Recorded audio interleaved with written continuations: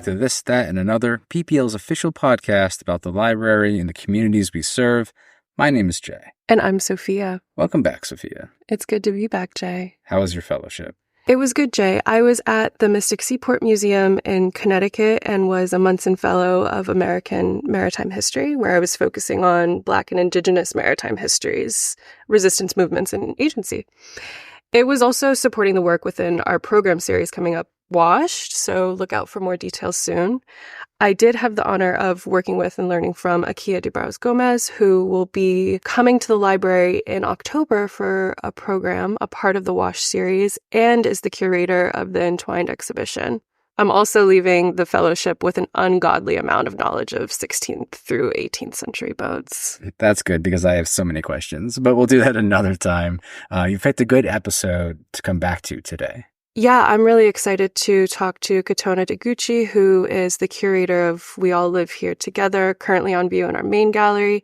They're a good friend of mine, and I'm excited for all of us to chat. Before we continue in this podcast, I want to bring Tate into the sound booth. Tate has been a PPL intern with us this summer.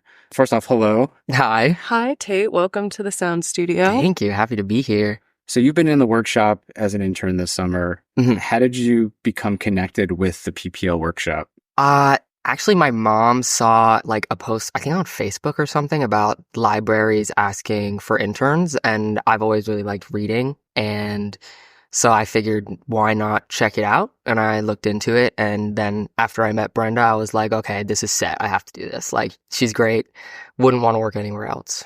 Tate, so this isn't the first time I'm meeting you. I was really fortunate enough to see some of the work that you did in a fall exhibition that we had last year. And it's wonderful to be in space with you again. It's nice to be in space with you. What is one thing that you've learned from your time in the workshop? Pinpointing one thing is hard because I have taken away so many things, not only physically, but like just knowledge-wise. But I'd say my favorite is like being able to use a 3D printer. Like for the project I'm doing right now, I have just 3D printed a almost complete size accurate right hemisphere of a brain. And so I'm going to get to put that in a exhibition. Tell us where it's going to be. I'm pretty sure it's going to be on the 3rd floor, and it's just going to be me and the rest of the interns who have had projects over the summer. Like I know Miles did a huge paper mache turtle, and that's going to be in it. Yes, and we'll hear from Kotone in just a little bit in our episode, who was the curator of this exhibition, who works at Creature Conserve, is the curatorial fellow there. So you will be a part of the show. We all live here together. Oh, that's incredible. I love it. It's definitely really awesome. It's been a great time being able to like learn everything, and having a mentor like Brenda. It's a great space to be able to learn and grow and just have supportive people around you. So I understand that you're off to college, right? So like what's next for you? I'm going into my freshman year at Rick, and my major is behavioral health sciences, but I'm going to be mostly looking at like neuroscience and psychology because I'm really interested in the brain and how it functions and how our bodies function with it. Is that why you created the right hemisphere of the brain? That is why.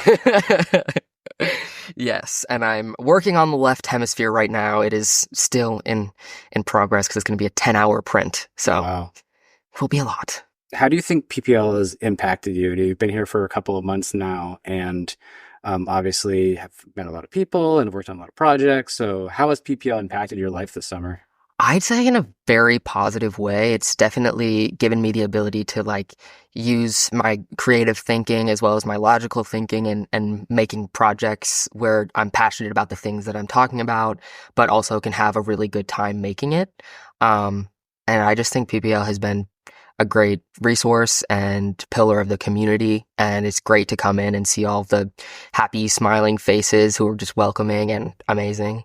So you were talking about seeing people and meeting really incredible artists.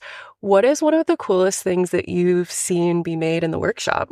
Oh, that is a hard question. There was a really cool person named Isis who was making a chair for, I think, an exhibition at their school. They went to the Met, and it was organ-based chair. So they kind of they like sewed together a bunch of like organ-looking things and made it into its own like chair, couch, cushiony type thing. And I just thought that was really incredible.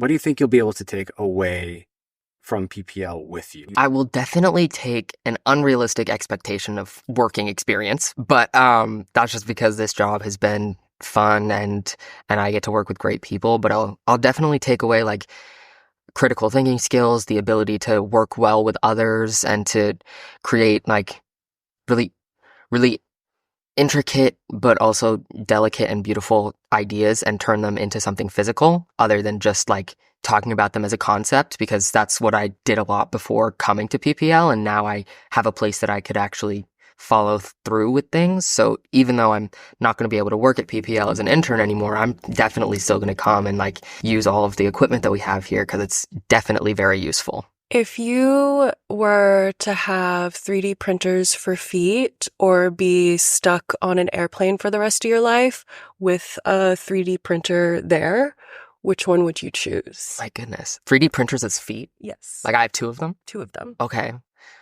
Can I still walk? Yeah. Yeah, just be very heavy. Like It you're not would going to be. run a marathon. I think if I was on a plane for the rest of my life, I would really miss my family. So I would say probably 2 printers for a feet. We can also create a scenario where your family could be on the plane with you. You could like true. choose, but then you might also be subjecting them to the rest of their life on the plane. That is true. That is true. Yeah, I think I would say the 2 printers for feet, because then I would also be able to just print 2 things at a time, which makes things go so much faster, which is definitely why the right hemisphere of the brain took 10 hours instead of fewer hours, but you get what you get.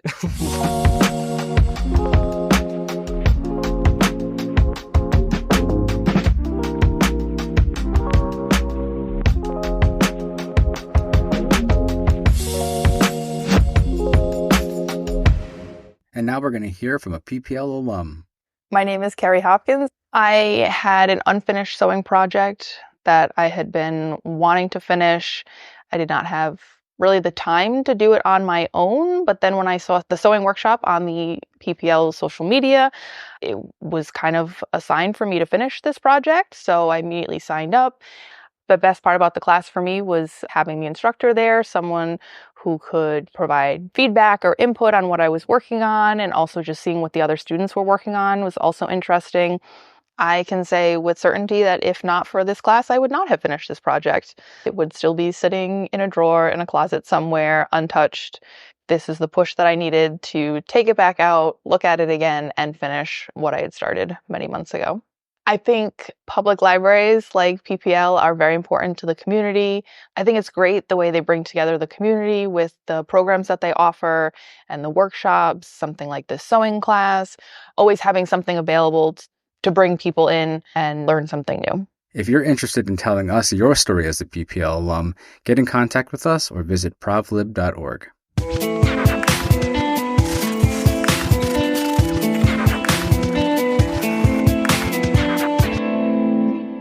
We're in the sound studio right now with Kotone Deguchi, who is the creative fellow with Creature Conserve and the curator of the exhibition We All Live Here Together. I'm excited to be here with Kotone, not just because they're an incredible curator, but they're also one of my friends. It's great to have you here. I'm so happy to be here. So let's talk about We All Live Here Together. For someone who might not be familiar with the exhibition, what can you tell us about it? Just to put it simply, it's a open submission community show centered around Rhode Island wildlife and conservation. More expandingly, it's tackling the nature-culture dichotomy, which is the false binary that separates culture anywhere that humans have built, where we live our daily lives, and nature, this pristine idea of where wildlife is that we have to drive, 20 minutes away to a state park in order to, experience, have our day, and then we drive back to where we live, and these two things being totally separate. We All Live Here Together is the attempt to show ways and different perspectives of how those two things are actually fully intertwined, and ways that we can bring wildlife appreciation and understanding and conservation into our daily lives. I think you had about 35 entries into this exhibit. That's a lot to work with, to think about how to tell this story. Can you talk about some of the pieces that were submitted and you got to interact with? Yeah, we got a great amount of submissions, which was awesome. We were able to accept most of them, which I felt really grateful for the amount of space that we had to work with in PPL. It was a really wide range. We had musical compositions, poetry, taxidermy, ceramics, physically like hand-drawn illustrations as well as digital illustrations. One of the ones that were interesting to talk about is the taxidermied lanternflies. Lanternflies. That was so striking when it was pulled out of the box. Yeah, it's definitely like really impactful. They're so densely packed within their framing. And then the imagery that they are put together to show is simply the words, "I'm sorry," and then a frowny face in the way of like two dots and then a curve. Lanternflies, as you know, have become notorious and infamous and known really just from how invasive that they are becoming. And public service announcements and things like that are encouraging people to kill on site, to recognize them in all of their different stages of life, and to make sure to eradicate them as thoroughly as possible. Also bring in issues of language and forming mentality around animals in general, and seeing, what kinds are considered invasive, what kinds are considered harmful. Of course, these issues still need to be taken care of, and the public's engagement is a large part of that. So this piece is looking at how language can end up impacting just how we view creatures in general, and to be careful of not losing empathy even as we are needing to respond to ways that populations can bloom, and not losing sight of why these things like population booms and things like that happen, rather than putting certain creatures into categories of evil, for example. So that was a piece that is both very immediately impacting just in seeing a bunch of bugs very suddenly, and kind of taking an interesting approach to the understanding of invasives and even language around words like the word invasives. Can you tell us a little bit about Creature Conserve and how long you've been with them? Yeah, Creature Conserve, it's an international nonprofit. It's at the intersection of art and science. They do mentorships and scholarships around art that is promoting conservation across the world, but it's actually headquartered here in Rhode Island. This is actually the second program that I've done with Creature Conserve. Previously, I was a scholarship recipient for my piece on birds that I would often get through my wildlife rehabilitation volunteering, which I do through Congress of the Birds. It was a ceramic and metal piece, and just representing different birds that would be injured through human impact. So these are different examples. Like I had a blue jay that had a neurological issue because of a window strike, which is when they fly into windows because they don't see, that there's something there.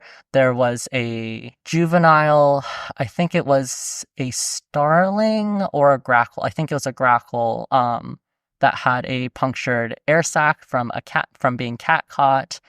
And I think I made in total 12 birds, not all of them necessarily showing injuries. Some of them were chipping sparrows, which are native to Rhode Island sparrows in relation to the larger house sparrow, which are considered invasive, but also those are the birds that we see all around us, and are kind of one of the main representatives of birds just in Rhode Island. Just if you're going on a walk, it's a really interesting experience as a volunteer for wildlife rehabilitation, where I get to see both kind of the negative ways that wildlife is, impacted just by our daily living, and also myself get to experience learning a lot of types of birds and getting to, come in contact and interact with them in positive ways that end up, helping them. And, they're being brought in by civilians who just put them in a shoebox and drive them over. And then, they get brought down into a basement clinic and taken care of there until they're able to be released. So again, that kind of like interesting like interaction between the two. For those who don't necessarily interact with these types of animals every day, are they pretty receptive to the care that you're giving them? Are they afraid of the human creatures around them? Yeah, definitely different birds will have kind of different levels of, I guess, like cognition around. Humans will have everything from fledglings and like in nest chicks that if they are viable, then they are asking you for food. Once they recognize that, the kind of big shape and the tongs equal worms coming at your face, then, that's actually a good sign, because otherwise it means that they are still like internally, either because of their temperature, because of dehydration, because of other internal issues, that they're failing to thrive. Then we'll actually have the other end of the spectrum, where the more kind of like maybe social or one would consider intelligent birds, you have to actually be careful not to let them imprint on you. So that can be owls, corvids, things like that you actually want to only approach with like a face shield or like things like that, and keep them behind, hung up towels and things like that in their enclosure, when you're otherwise not needing to interact with them in order to feed them or bring food in or water, clean their enclosure, things like that. The songbirds are really interesting because they will actually, it's a part of their development where they'll kind of stop caring about you altogether. And that's a good sign as well. Thank you for sharing, Kotone. And for those of you who don't know, when Kotone is not tending to creatures and birds, they're also learning how to surf, are a practicing artist. Can you tell us a little bit about some of the projects that you are working on right now, whether they're artistic projects or curatorial projects that you want to plug or excited about? Thank you. Yeah. I currently am working primarily as a fabricator for Wild Lives. Wild Lives is a out-of-school time program that offers a lot of different things. They bring nature kits into libraries that are available for checkout. They run in-person walks that have everything from looking for owls or evidence of owls, scooping water bugs out of the water and then releasing them with a thank you note for, letting us learn about them. And I work as a fabricator across a lot of different mediums. When I first came in, I was learning how to do electrical wiring, and right now I'm learning how and have been running a CNC machine. So that's kind of what I'm doing professionally. Curatorially, this has been my largest and really first community organized art show.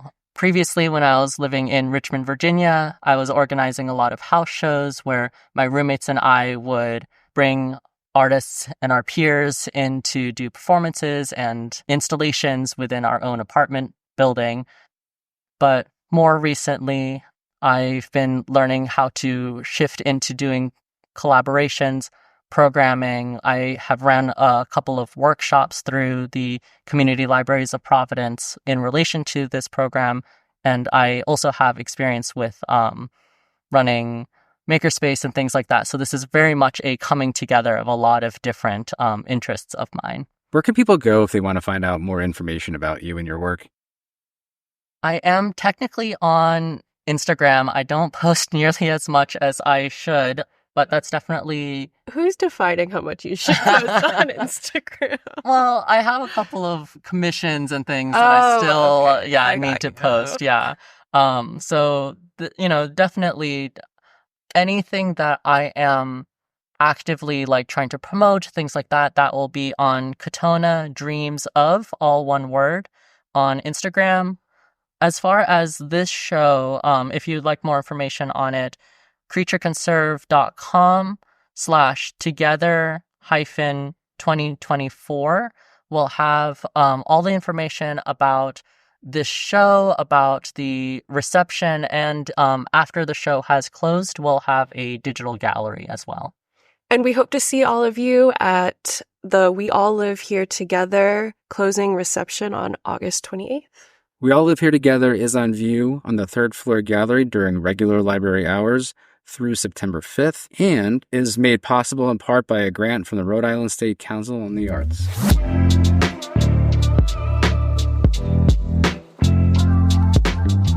Big thank you to Tate for coming on earlier in the episode to talk about his experience as an intern here at PPL.